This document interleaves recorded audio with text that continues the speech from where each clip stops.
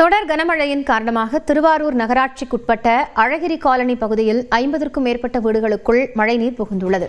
கூடுதல் தகவல்களை செய்தியாளர் ராஜசேகரிடம் கேட்கலாம். ராஜசேகர், இப்போ வீடுகளுக்குள் புகுந்திருக்கக்கூடிய மழை நீரை அகற்ற என்ன நடவடிக்கை எடுக்கப்பட்டிருக்கு? பாதிப்புகள் எப்படி இருக்கு?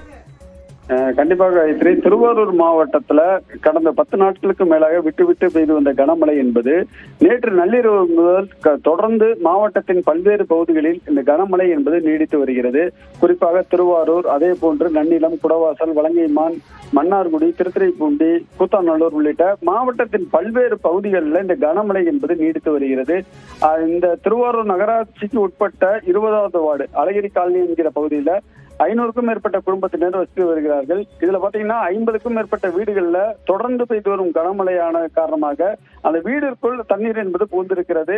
அந்த மழை நீரை அவர்களே அந்த வீட்டில் வசித்து வருபவர்களே தற்பொழுது அந்த மழை நீரை அங்குள்ள பொருட்கள் மூலமாக அகற்றி வருகிறார்கள். ஒவ்வொரு ஆண்டும் மழை வரும் பொழுது இந்த போன்ற பிரச்சனைகளை தொடர்ந்து சந்தித்து வருவதாகவும், இது சம்பந்தமாக பல முறை அரசு அதிகாரிகள் மற்றும் பல்வேறு நபர்களிடம் தெரிவித்தும் எந்தவித நடவடிக்கையும் எடுக்கவில்லை என அந்த பகுதி மக்கள் குற்றச்சாட்டுகிறார்கள். உடனடியாக அந்த பகுதியில் அரசு அதிகாரிகள் வந்து பார்வையிட வேண்டும்.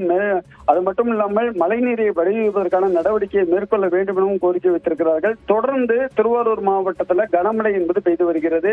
இன்று ரெட் அலர்ட் மட்டும் விடுக்கப்பட்டிருக்கிறது. அது மட்டும் இல்லாமல் திருவாரூர் மாவட்டம் விவசாயம் நிறைந்த மாவட்டம். அது தற்பொழுது சம்பா மற்றும் குறுவை நெல் சாகுபடியில் விவசாயிகள் ஈடுபட்டு வருகிறார்கள். அந்த மழை நீரின் காரணமாக நெல் பயிரிலும் பாதிக்கப்படக்கூடிய சூழல் உருவாகி இருக்கிறது. ஆகவே மாவட்ட நிர்வாகத்தின் சார்பில் மழை நீரை வடிவமைப்பதற்கான நடவடிக்கை மேற்கொள்ள வேண்டும் என விவசாயிகள் கோரிக்கை வச்சிருக்காங்க. நன்றி ராஜசேகர், விவரங்களுக்காக.